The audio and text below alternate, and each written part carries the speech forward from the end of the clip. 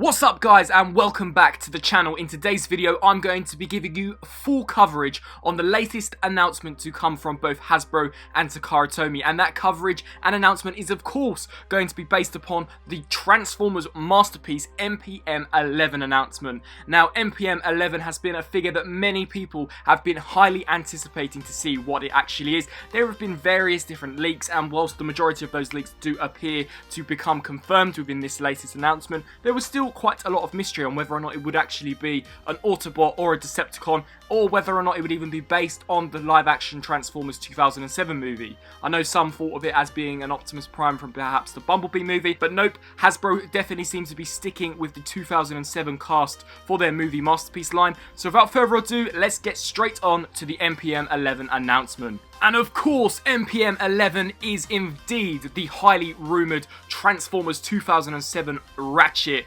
We have been craving for a high-end, movie-accurate Ratchet for many years. After so many lackluster releases, I can definitely present to you today what is going to be by far the best Ratchet figure Hasbro and Takara Tomy have ever came out with. This looks fantastic and truly accurate to what we see in the movie. Now, of course, there are some areas which are not 100% accurate. Personally, for me, I've never really been able to wrap my head around as to why Ratchet appears to be such a hard design for Hasbro and Takara to really produce a movie-accurate figure of. But nevertheless, taking a look at these first official promotional images, this is definitely the best Ratchet figure we've got. The incredibly complicated upper torso section really does seem to be perfected here with this particular release, and he comes with an entire slew and array of different accessories. Now, before I begin a more in-depth analysis of the various different elements of the figure, I'm just going to run you through some of the general facts. So this figure will include 35 points of articulation, which is quite a significant amount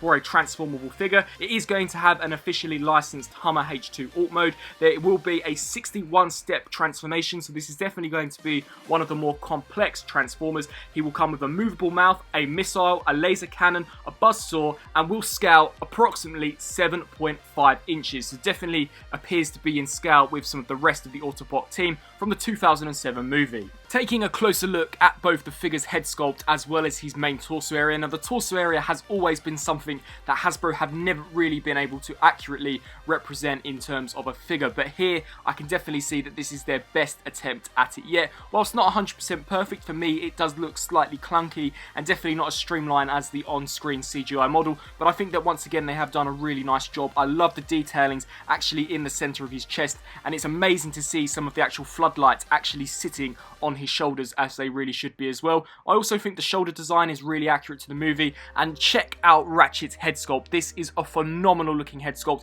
and he even has some interior detailing to his mouth, obviously to replicate when we get more up close shots of him in the movie. You can see all of the paint detailing in there, looks really truly remarkable, and you can also see here the opening mouth feature that he will in fact have. So this is him with his mouth opened, and as a whole I just think that this looks like it's going to be an absolutely stunning piece. The movie masterpiece figures definitely seem to have had a kick up the backside last year. The MPM Megatron as well as Jazz were truly fantastic figures and were definitely that of a masterpiece, and Ratchet here seems to follow, and Starscream 2, which was also previously announced, looks absolutely tremendous as well. So the detailings for Ratchet's head as well as torso for me look really nice. I'd definitely be highly interested to hear your thoughts on what you think of this figure and whether or not you actually do believe that this is the best representation of Ratchet we have gotten yet. Taking a look at a full body image, you can once again see the amazing looking head sculpt here with the really complex designs to the shoulder region as well as to the torso, and I'm sure that you'll all agree with me upon saying that this is definitely the most accurate representation of Ratchet that we've got so far. We can also see that this figure will also have a waist joint, which I believe is a first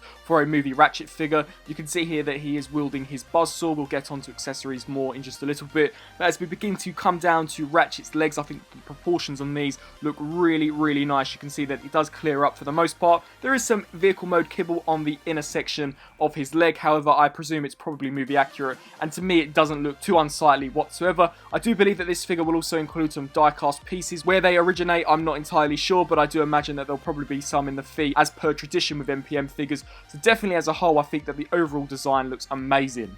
Very quickly giving you a closer look at some of his accessories, you can see here his saw blade attachment. I actually really like the fact that this is in fact double bladed and double layered, so that it isn't just a flat design and is more accurate to the movie. And we can also see here some amazing detailing actually for Ratchet's arm here as well, so definitely a phenomenal looking figure. Another accessory that he comes with is a pair of missile pods. Now I personally can never recall Ratchet actually using missiles, and I have never seen a scene of him actually wielding these, so if someone could let me know what scene and from what movie he actually uses these from, I'll be really eager to find out, as I've literally honestly never seen Ratchet use missiles before. So if he does in fact use them, super cool and is a really nice attention to detail, and once again is an amazing attention to detail anyway, as I personally have never noticed it from all of his 4 appearances. And then the final accessory that he comes with is the laser that he uses in order to check Bumblebee's voice box with, as well as the blaster that we see him use throughout all of his movie appearances. A really nice, very alien looking design, and once again is the best representation we have ever gotten for Ratchet's blaster in an action figure form. And then the last image I'll be taking a look at is of course Ratchet in his vehicle mode. Now this actually looks superb as well,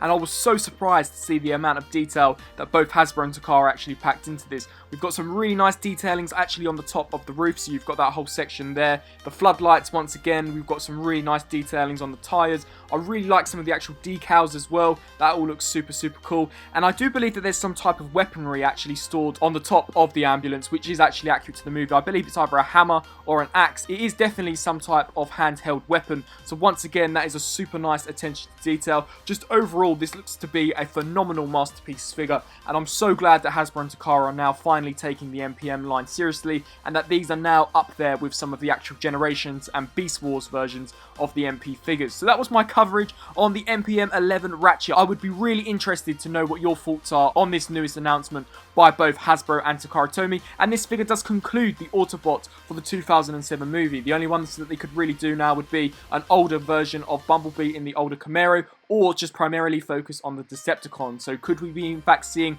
Bone Crusher, Blackout? I really don't know. However, I would definitely be up for actually getting them. A Brawl in the MPM line would be amazing as well. So really and truly, Takara and Hasbro now just have to focus solely on the Decepticons. But coming here back for Ratchet, I'm really impressed with this and cannot wait to finally add a decent Ratchet to my collection. I really hope that you enjoyed my coverage video. If you did, please let me know down in the comment section below. And until my next video, I'll see you then. Thanks for watching.